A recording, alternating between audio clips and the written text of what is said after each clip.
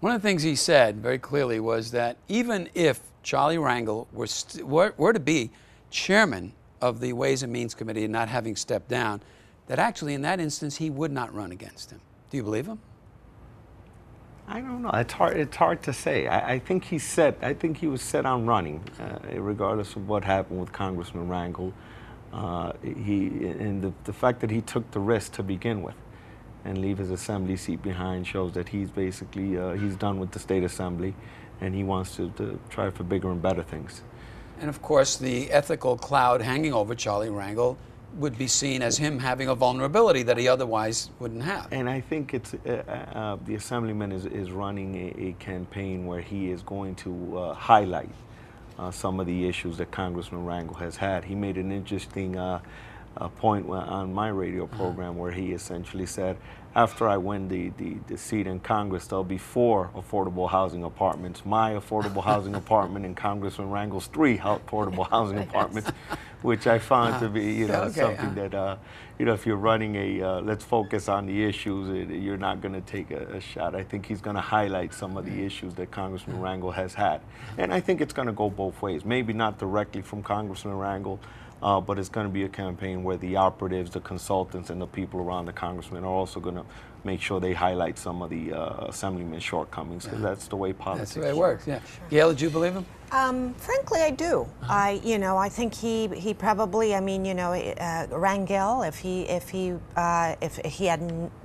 he was still head of the House and Ways Committee, and had no ethics issues, is a force to be reckoned with.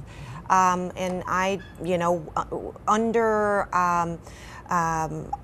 undercapitalized and with a powerful force like that, I don't know that, who would have the stomach to run against him. So possibly, I tend to believe that he might not have run if things were different. Now, one of the things that each of these candidates who are running to unseat Rangel have is that they have to kind of tiptoe around the issue of Rangel's legacy, because there are a lot of people in that district who see Charlie Rangel in heroic terms as a guy that's delivered the bacon.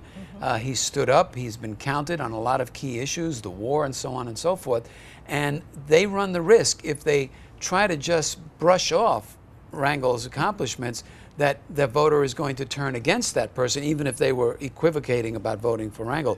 So do you agree that there's some amount of having to dance around this kind of issue?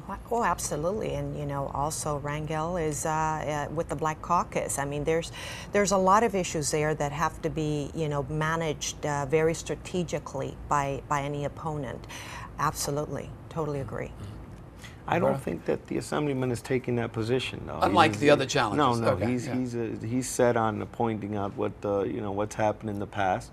He also made another point where he says that I am going to work with President Obama if I am elected to the Congress. I'm going to work with the President of the United States. I asked him about the draft. He says, absolutely not. And so I think that he's not taking the high road when it comes. I think he's ready to basically use the elbows and whatever other tools he has in his toolbox, because he's decided, obviously he's not going to hold on to his assembly seat. So he's got to put all basically go full force.